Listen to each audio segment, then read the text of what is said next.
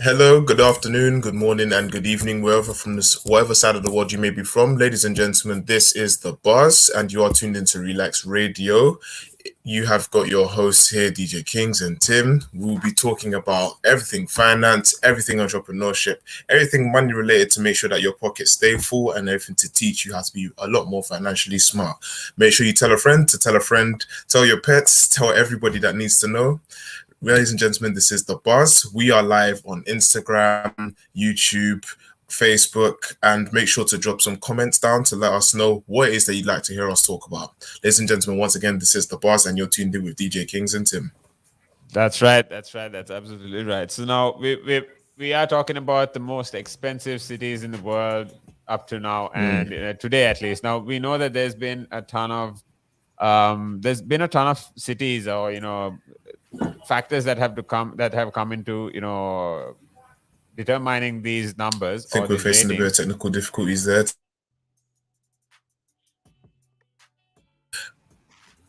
Yeah, I think we're back, and to basically talk about the progress or the ratings of these countries, of these cities. Things like COVID, things like exports and imports, they've definitely switched it up quite a bit, and taken a couple of expected countries off the list. But yeah, we'll just dive right into it and get into basically breaking down.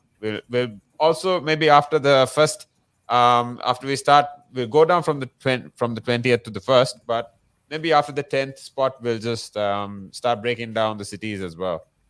Indeed. So to start the hour off, where have we got the cities in the 20th positions, 20th ratings? Oh, I think he's gone again. Oh, you're back. Yeah. Okay, cool.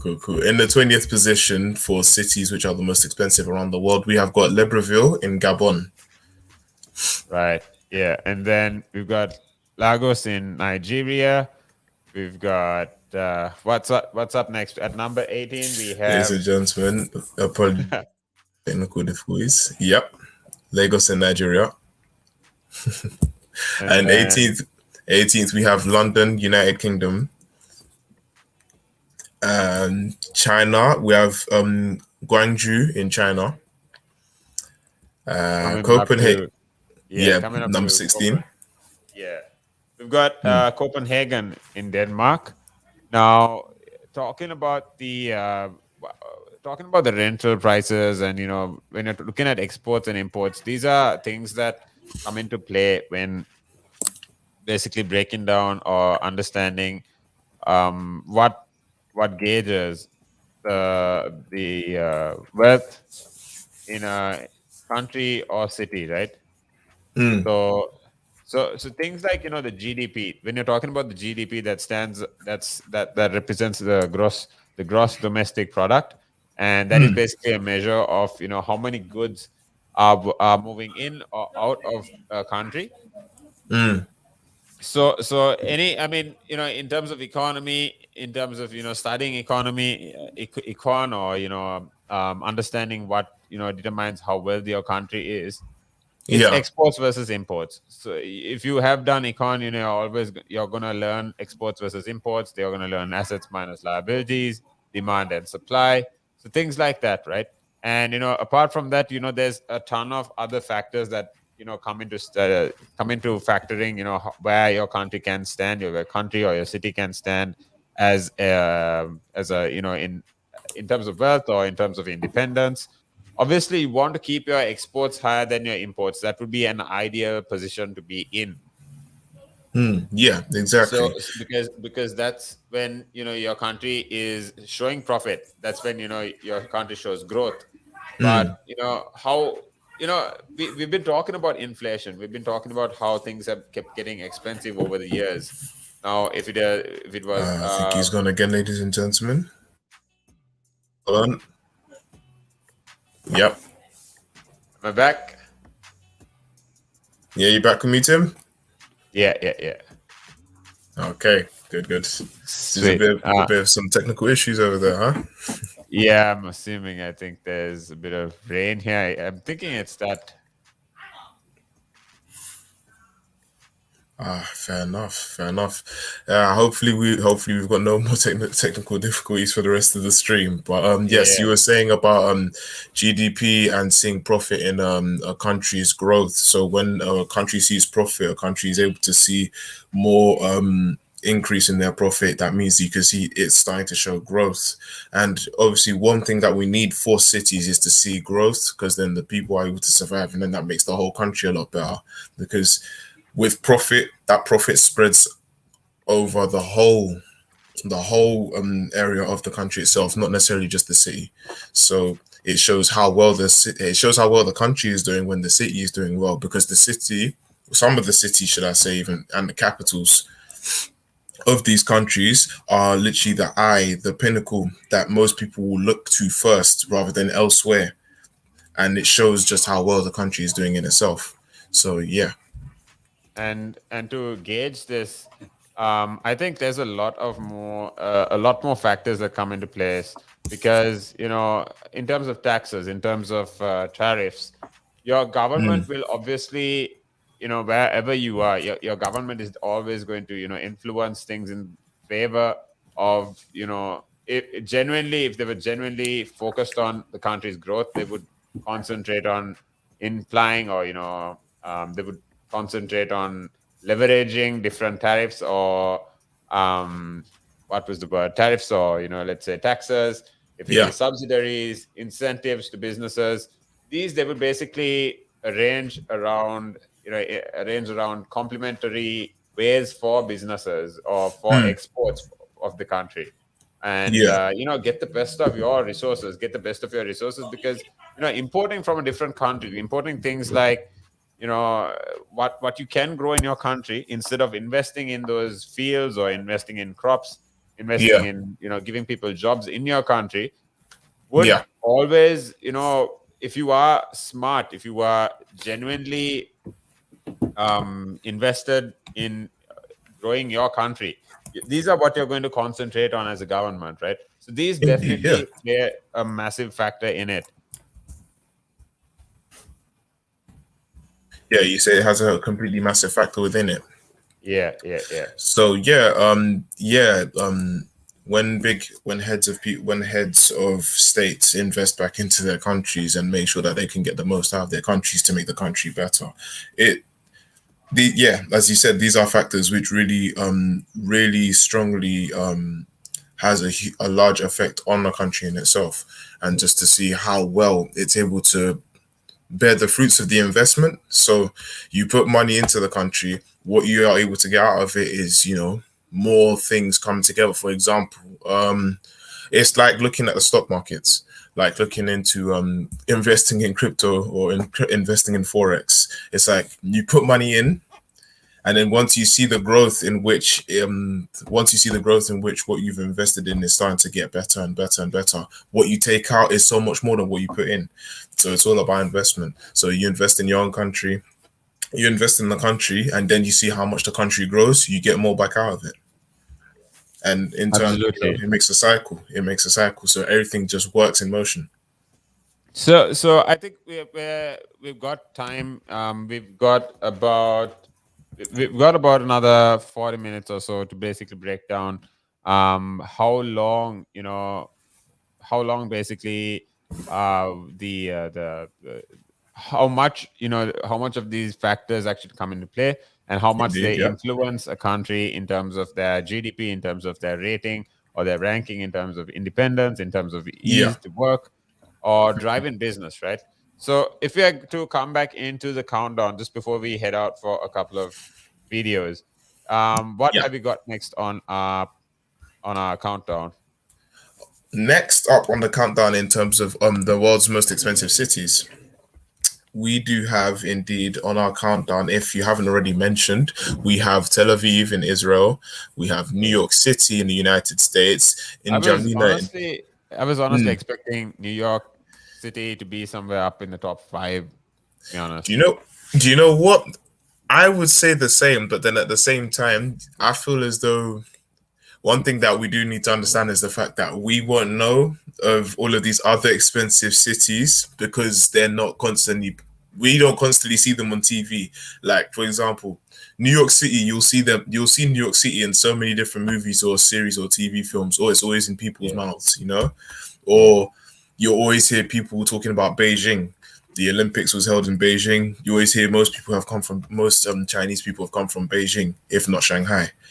Um, and Shanghai is number 6 on the list, as you can see. So yeah, we hear about Zurich, we hear about Switzerland. Like some of these countries, they're not usually mentioned a lot. So we wouldn't expect to see them to be absolutely. huge Yeah, factors in terms of being one of yeah, the most expensive cities ever.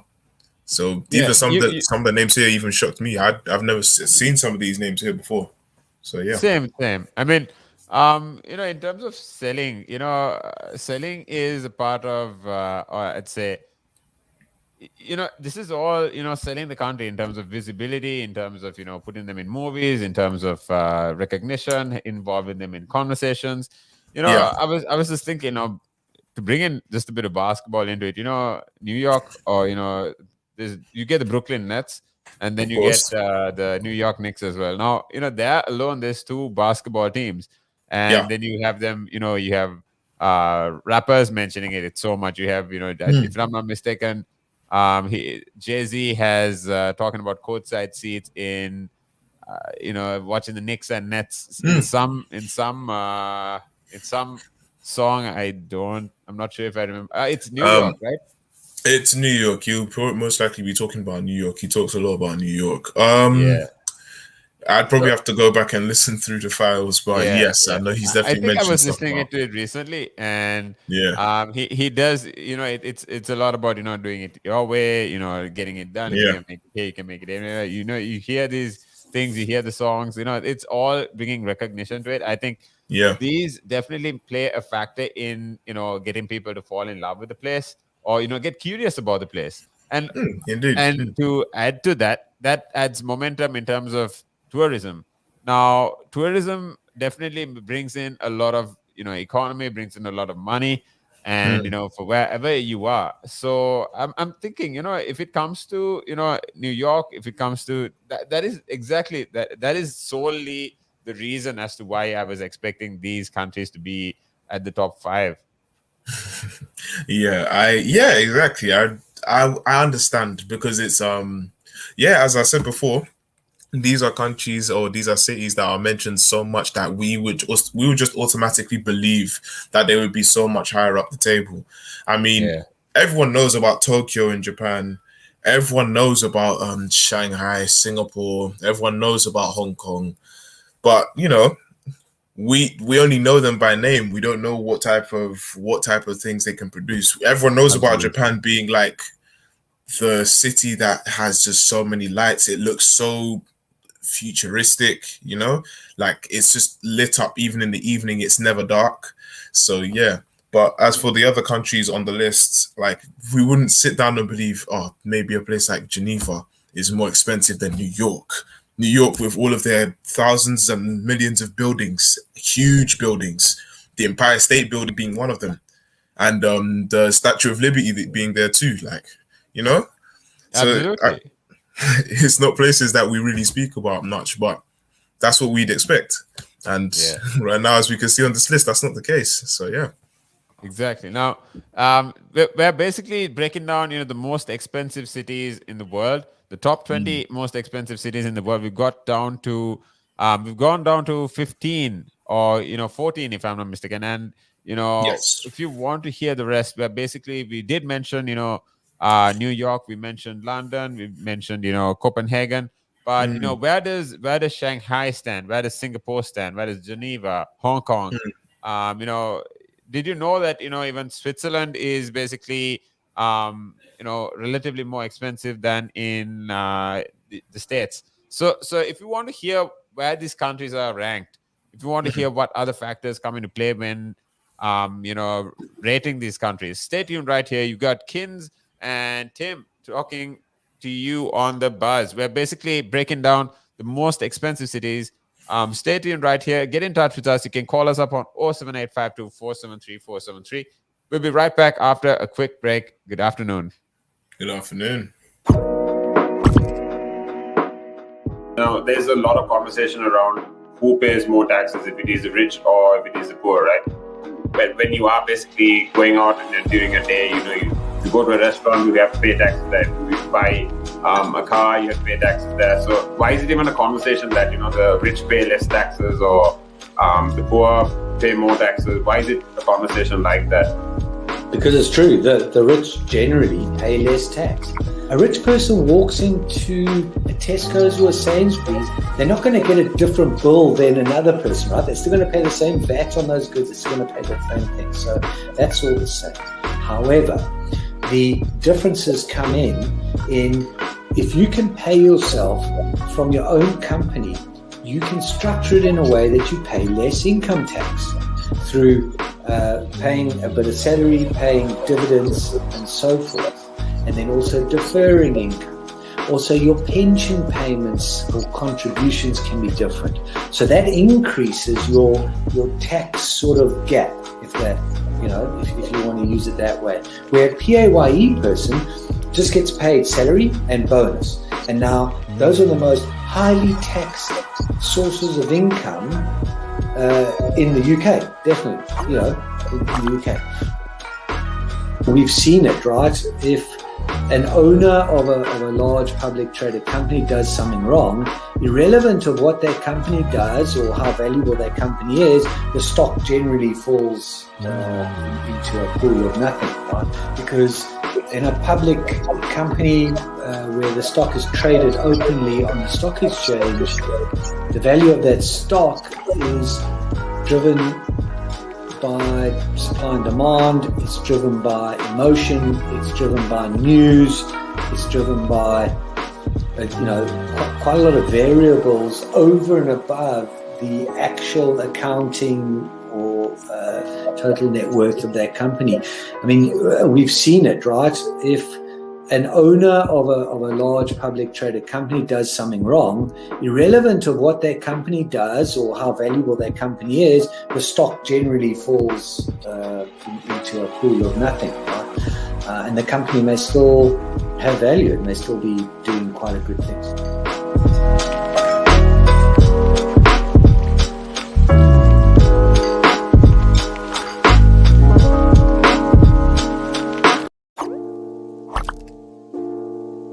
One of the easiest ways to increase your net worth is to ensure that you have higher cash flows. And one of the easiest ways to do that is to not buy things on hire purchase, not buy things over months and months because you can't afford them now, but you want it. It's kind of that delayed gratification. Rather than buy that couch, that car, that stereo, that computer, whatever item, and pay it off over 12, 24, 36 months at an interest rate, rather invest that money, make do with what you've got, and then after 12, 24, 36 months, take the money that you've now invested and buy that good. An asset could be anything that appreciates or reduces a tax bill. So it could still be a liability, but it reduces their tax bill. And I'm not going to go into the technicalities because that's out of our remit here. However, for our use or our purpose, what we are talking for the listeners here is I would put this definition of an asset forward. An asset is anything that increases your income. Anything. Now, there's a lot of conversation around who pays more taxes, if it is the rich or if it is the poor, right? When you are basically going out and during a day, if you go to a restaurant, you have to pay taxes there. If you buy a car, you have to pay taxes there. So why is it even a conversation that, the rich pay less taxes or the poor pay more taxes? Why is it a conversation like that? Because it's true, the rich generally pay less tax. A rich person walks into a Tesco's or a Sainsbury's, they're not going to get a different bill than another person, right? They're still going to pay the same VAT on those goods, they're still going to pay the same thing. So that's all the same. However, the differences come in if you can pay yourself from your own company, you can structure it in a way that you pay less income tax through paying a bit of salary, paying dividends, and so forth, and then also deferring income. Also, your pension payments or contributions can be different. So that increases your tax sort of gap, if that, if you want to use it that way. Where a PAYE person just gets paid salary and bonus. And now those are the most highly taxed sources of income in the UK, definitely, in the UK.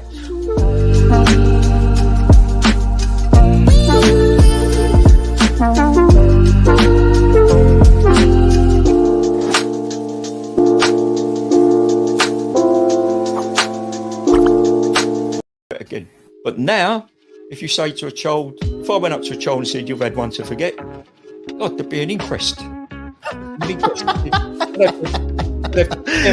Me, why did you reject my son? Well, I haven't rejected your son. I want to talk about, how the generation gap, how much it's changed, especially when you check the youth nowadays in comparison, to people back in the day.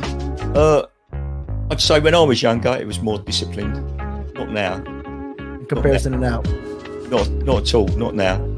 The way things are nowadays, the younger generation, you seem that they can't accept the word no. If that makes sense. They can't accept rejection, essentially, is all you're trying to say. Yeah, they can't accept the word no. So if you, how did I do? Or you didn't do very well, and they get upset. And when I was a youngster, my father used to say to me, because I used to be sport mad when I was very young. Well, I still am sport mad, but like participating in different sports. And if I had a bad game, for example, he'd say to me, you had one to forget. That's it. Yeah, that sounds like a smart guy. I mean, yeah, that's the real fact of the matter, yeah. He'd say to me, you had one to forget. Get over it. And that was it.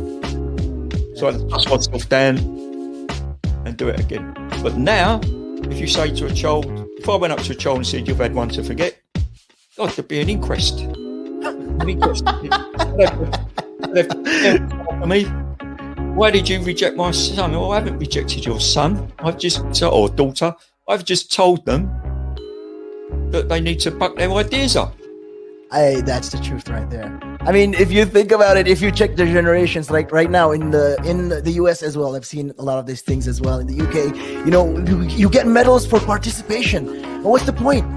What are you trying to? Yeah, what's the point? Either you win or you lose. People are so afraid to put that whole notion of losing. When it comes to right now, the generation gap is just crazy. How much a lot has changed. Social media has taken control of our lives, and we don't even realize it anymore. We're crippled because of it. That's absolutely right, Nick. Because, as you said, nowadays it seems that you get rewarded for failure. For the life of me, Nick, I can't get my head around that. Perhaps I'm just getting old and morbid. I don't know. I just can't get my head around how you could be rewarded for failure.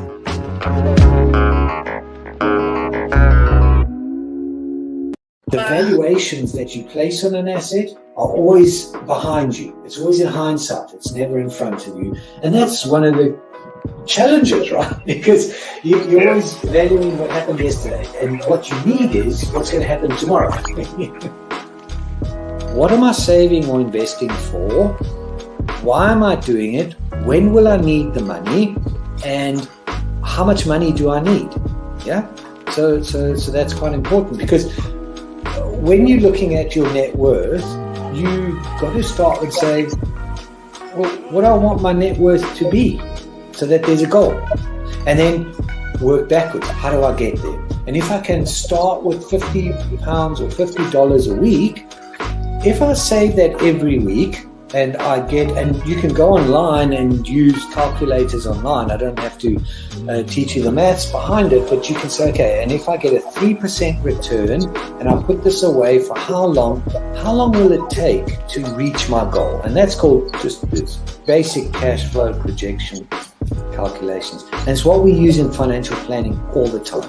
What we say to clients is we say, okay, what is your goal? What is your objective? Where do you want to go to? And we discuss that in a lot of detail and over most of the meeting. And then the rest of it is saying, okay, in your exact circumstances, with your risk profile, with how you feel about investments and pensions and taxes and where you are and who you work with and your education level or your lack of education or how involved you want to be. There's a lot of variables that we take into account, and then we say, okay, here's a plan. You start like this, that's great.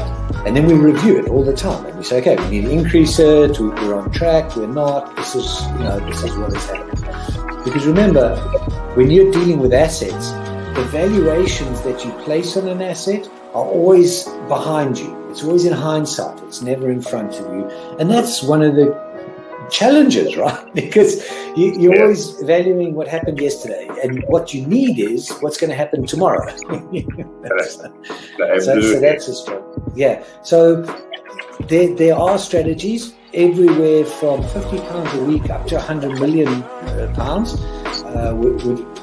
And they're different. Right? They range differently from everyone, but and from country to country, to be fair. Different countries have different tax laws, so with different vehicles. But from your point of view, at the sort of normal end, I'm not going to call it the low end because I'm in that boat as well. It's as tax efficient as you can get it. That's where you start. You use all the tax efficiencies, and then you step up into different things.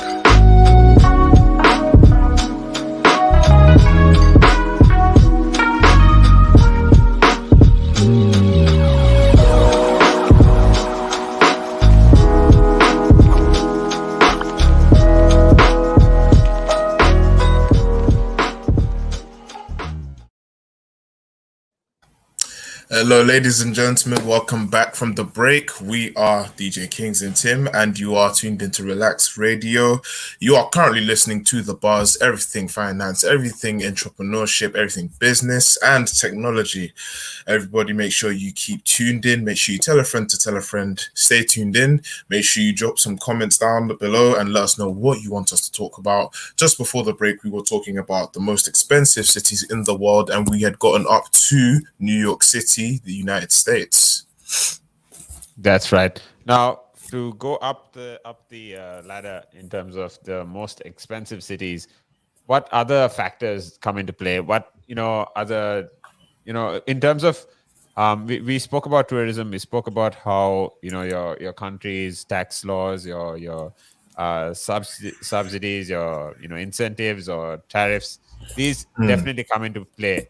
But when you're talking about many years, there have been a lot of indexes that the economists, the chief bureaus, for example, now in New York, the New York bureau chief, his name is Matthew Bishop, and he's spoken about how at a World Economic Forum meeting, he's spoken about how there are concerns that need to be raised when you're talking about if a country actually provides for the people's what the people need mostly. And then, if there are building blocks in place for individuals and communities to basically enhance and sustain well-being, then you're talking about opportunity for individuals to reach their full potentials. These are all, factors that you need to take into play, that take into account when you're, talking about the progress, talking about development, talking about growth of a country, right? Yeah. So in terms of resulting table, there were about 132 countries, of which this is all robust random data, but these could be sourced, and also when you're to be surprised, honestly, you could talk about how GDP is not destiny. Now there is an economist by the name of Nye Bevan, and he talks about how freedom is the byproduct of an economic surplus. Now, I think this applies into individuals, it applies into companies, it applies into communities, or even countries, right? Where at the end of the day, we know this world basically rotates around money, and whether you like it or not, it's it's molded. It's basically history is written around it, and it is for sure going to be around money, not just philosophy or um let's say mental or emotional benefit for people. But Yeah.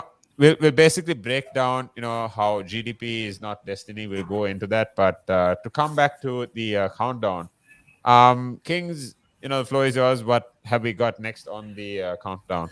So after New York City, we have got N'Djamena in Chad. Along with N'Djamena, we also have Shenzhen in China. Sorry, Seoul in South Korea at number 10. We have also got Bern in Switzerland. Yeah, so Switzerland, I mean, beautiful country. I that's definitely one of my bucket list places. Amsterdam for sure.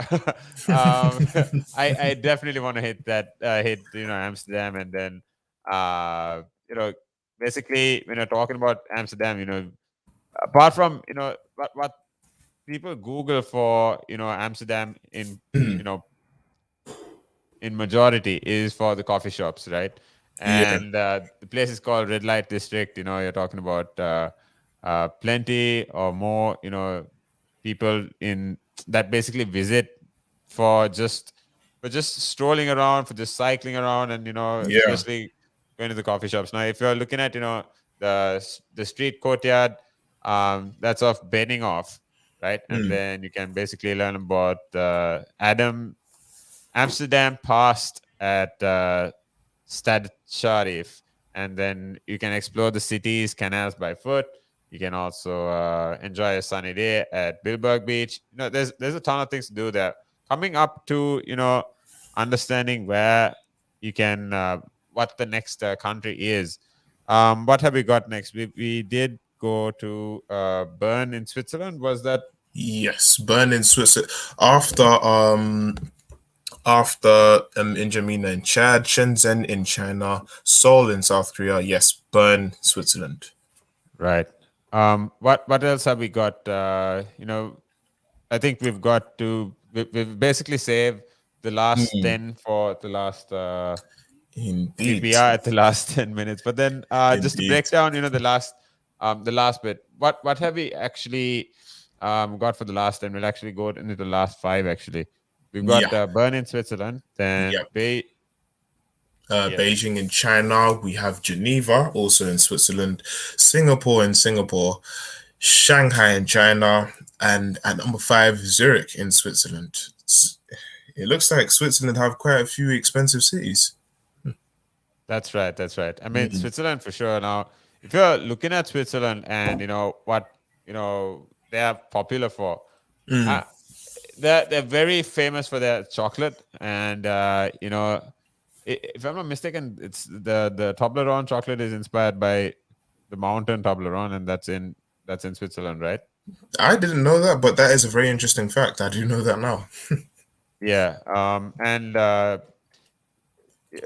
when you're talking about the mountain, at least, it's located in the city of Bears, and when you're talking about where the mountain is from, you can actually see, if you Google it, you're going to see the mountain that looks just like the mountain on the bar. Yeah. And it is in Switzerland. So yeah, I mean, it's cool. So I mean, Switzerland is a definitely must go place. I'm just checking what else it is popular for. So when you're looking at things to do, things to explore, there's quite a bit. So in terms of visiting, where just Switzerland in general, are we talking Bern, or are we talking Geneva or Zurich? I'm talking Switzerland in general. So I'm talking, now for one, it's the chocolate, right? So when we talk about the chocolate, we'll actually break it down here real quick as well. So apart from that, we've got there is the Swiss cheese. That is a can't miss. Then the watches, you've definitely heard of, how Tag, Rolex, Swiss watches, even in terms of Swiss Army knives, right? Now, these are also these are also handy stuff. They're very popular. It's basically a benchmark. If you see their flag on a Swiss knife or Yeah. something of that sort, you're gonna know that there is a standard to it. I actually watched a documentary on the Swiss Army knives, and why they're so popular, why they're so particularly recognized. So when you're talking about with their reputation of watchmakers, another thing that they're popular for is their punctuality. And when you're talking about things like the stereotypical people where they have a lot of pride in this. Actually, I think Japan is also popular for punctuality. Apparently, they never miss a train. So. Yeah, I believe so. You've heard that story too. I believe so. And then at the same time, I feel as though it makes sense because that's why the trains are always so packed. The rush hour must be so crazy. Yeah, for sure. Yeah.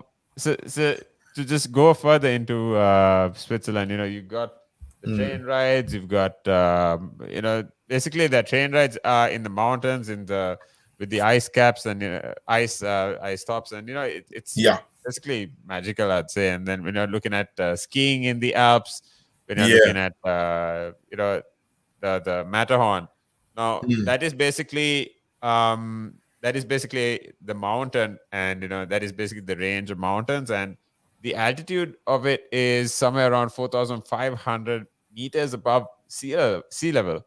And that's crazy.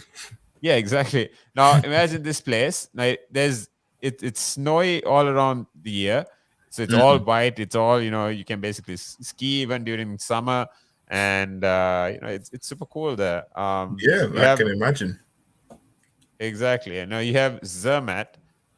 It's beautiful. You basically have little houses all around in a low elevation, and then in the distance you can see the mountain range, and it's all snowy, it's all white, it's gorgeous. And then the natural springs and the natural lakes. They have beautiful cities, with the boats, with the it's oh man, I'm just going through this, and I just want to, there's just a lot, isn't it? I know that if there's one thing why Switzerland is so rich is also a part of their neutrality and political stability, along with their banking and finance. One thing we do know for sure is that Switzerland do have a lot of banks. Like whenever you hear anything to do related to a Swiss bank, you know that there's a lot of money involved in the company when they're tied to a Swiss bank. So there's that. Even inheritance as well from past time. Switzerland was a very rich country in itself. So, the people that inherited stuff from past past generations have seemed to have invested into the city again and made a lot more out of it, making Switzerland even bigger as it is.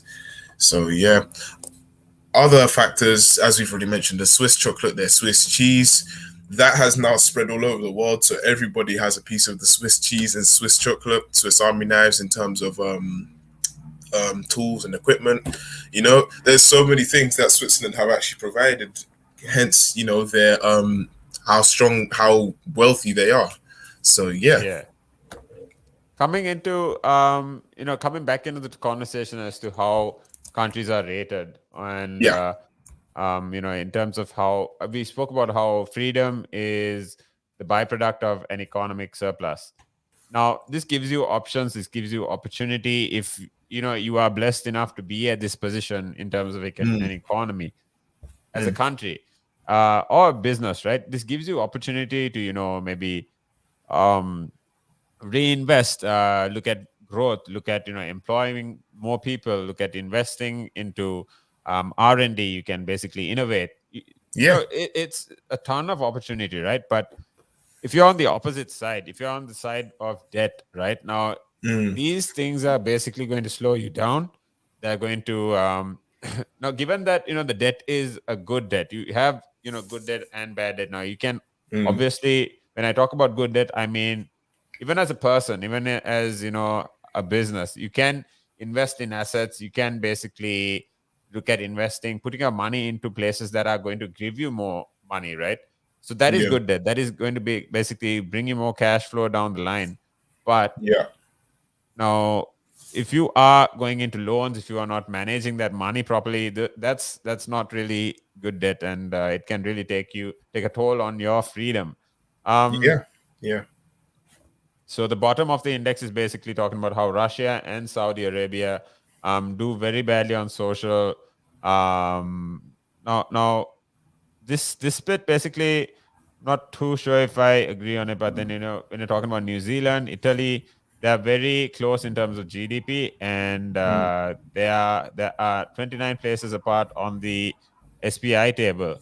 Now this is what the economist Nye Bevan has basically spoken about. But yeah, coming back into the countdown, we came down to number 5, right? Yes.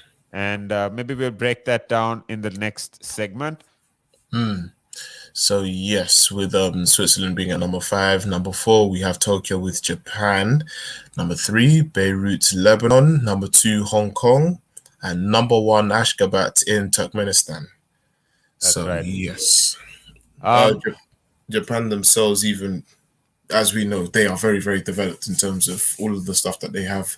I I think feel you as though asked me this question. You asked me Yeah. this question on technology, and yeah, I remember I put forward the question about China and Japan being so technologically advanced. ahead. Yes, advanced, that's the word, advanced, and so far ahead of pretty much the rest of the world.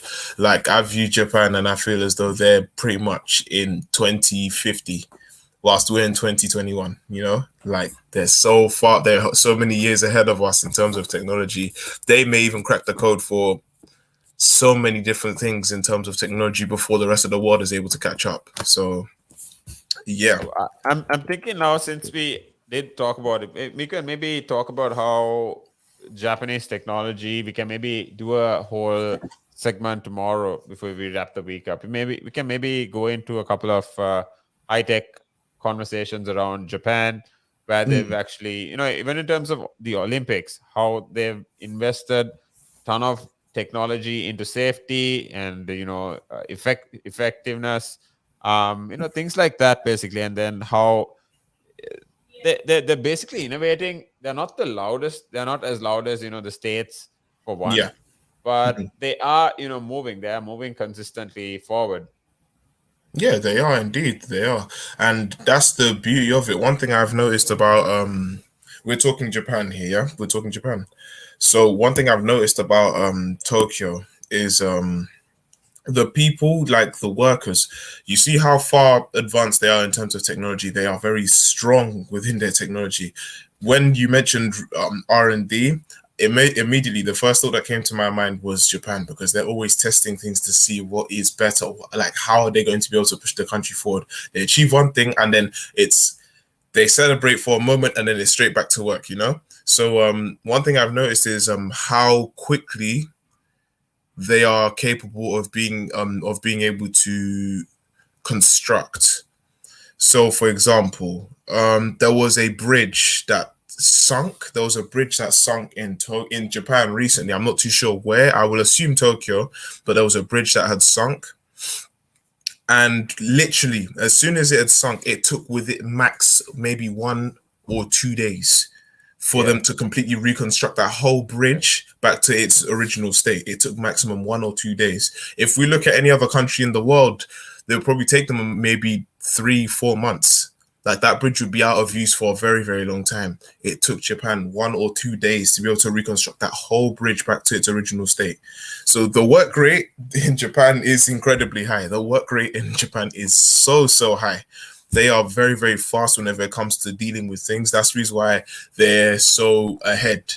Like, they think so far forward, like, it's unbelievable. Kind of like Elon Musk. He thinks so far forward that no one will be able to understand where his mind is taking him, but he can see so many things that we can't. That's how I feel Japan also behave.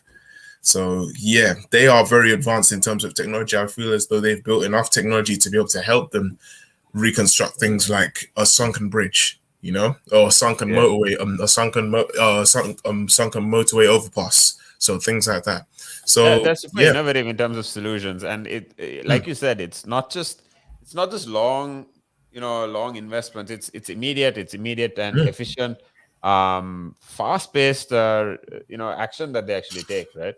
Yeah, indeed. I even remember there was even a city that had been attacked. I believe there was an explosion that happened in one city within, I'd say, a year or 2 years. There was a video that showed the progression of how they come back from their how the city had ended up in ruin, and then it showed the progression in which it took for them to get from the ruins back to a beautiful city, in fact even better than what it used to look. So yeah, like You know one what thing I city this was, or should we just we'll check it up? Why don't we actually just Hmm. break down a couple of different countries and their technology on tomorrow's segment? Yeah, of course, that would be that would be wonderful to Yeah. get breaking down into, because I'd like to know how everybody progresses in their own city. How, for example, because we know how Tokyo progressed, we know that they're able to move so far forward with technology and how it's progressed their city as a whole, or Yeah. sorry, their country as a whole. So even seeing how other countries are able to push forward on, or how they integrate their technology with their lifestyles of the country itself and how it makes the country better, that would be great to get into. Yeah, I mean, why not? I mean, we're gonna learn about it. We can maybe share it with everyone tuned in as well, and then Indeed. understand how the world basically Yeah, benefits off this. exactly. And that's why we have the buzz, to make sure we can inform people to know about all of this stuff, technology and Absolutely. everything that can help make their lives better. For example, like the VR, the talk of VR and AR. We know the difference between virtual reality and augmented reality. Like virtual reality, we know is a part of games, is a part of videos. It's just there to just, make you feel that something virtual is real life. Whereas augmented Yeah, reality is just literally just manipulating the way you see things in your own household. Like sitting in front of me, I could have these augmented reality goggles on and I could be scrolling through a Spotify playlist and no one would know. absolutely, So absolutely. I mean, it's only a matter of time till maybe just one person's visual is shared among a ton of other people's visuals, right? yeah, Maybe indeed. then. And yeah, And when we come to that point, people are not really going to want to buy TVs. They might just invest in the goggles. Right? I exactly. mean, doesn't it make sense? Like you might be, just like you meet up with a couple of guys, you play PS4, you play COD or whatever, Yeah, or 2K, FIFA. You might as well just look at meeting. I mean, just connecting from the comfort of your room or your home, and then maybe just take your glasses on with you and just the controller or the joysticks, and yeah. you're ready to go. Exactly, easy stuff. And more time, I'm pretty sure with the way technology is moving forward, they'll find a way to wirelessly connect the goggles or the glasses to the console itself. But Absolutely. other than that, I don't see any other reason why there would be any need for TVs when we have augmented reality. We could It's all enjoy. crazy. It's crazy. I mean, Yeah, exactly. In fact, there might not even be a reason for cinemas to exist neither, because we'll all have goggles. Like we could just sit there and enjoy a film from the comfort of our own home just with goggles on. or No you could television, maybe no nothing. visualize yourself tuned in or watching, if it's a match or if it's, man, I honestly don't know. Like, we might be able to buy NFTs and then just tune in to, the Euros, watching the Yeah, Euros even play.